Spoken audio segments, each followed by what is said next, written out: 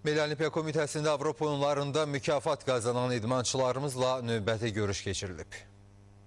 Azərbaycan atletlərinin Avropa oyunlarında qazandıqları qələbələrinin şərəfinə təşkil olunan Zəfər günləri adlı tədbirdə Gənclər və İdman naziri Azad Rəhimov, Azərbaycan Milli Olimpiya Komitəsinin vitse-prezidenti Çingiz Hüseynzadə və Təhsil naziri Mikayıl Cabbarovla yanaşı digər rəsmi şəxslər, idmançılar və onların ailə üzvləri, dostları, idman mütəxəssisləri və ictimaiyyət nümayəndələri iştirak ediblər.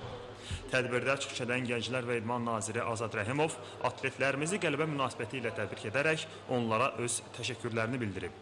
Milli Olimpiya Komitəsinin vitse-prezidenti Çingiz Hüseynzadə isə Avropa oyunlarında digər idmançılarımızdan da uğurlu nəticələr gözlədiklərini deyib.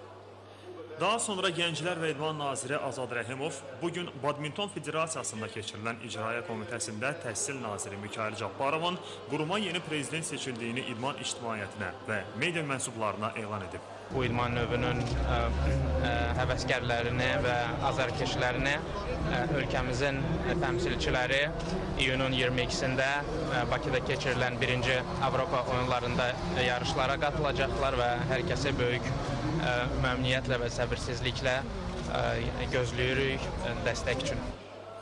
Xatırladaq ki, iyunun 12-sində start götürən Avropa oyunlarına iyunun 28-də yekun vurulacaq.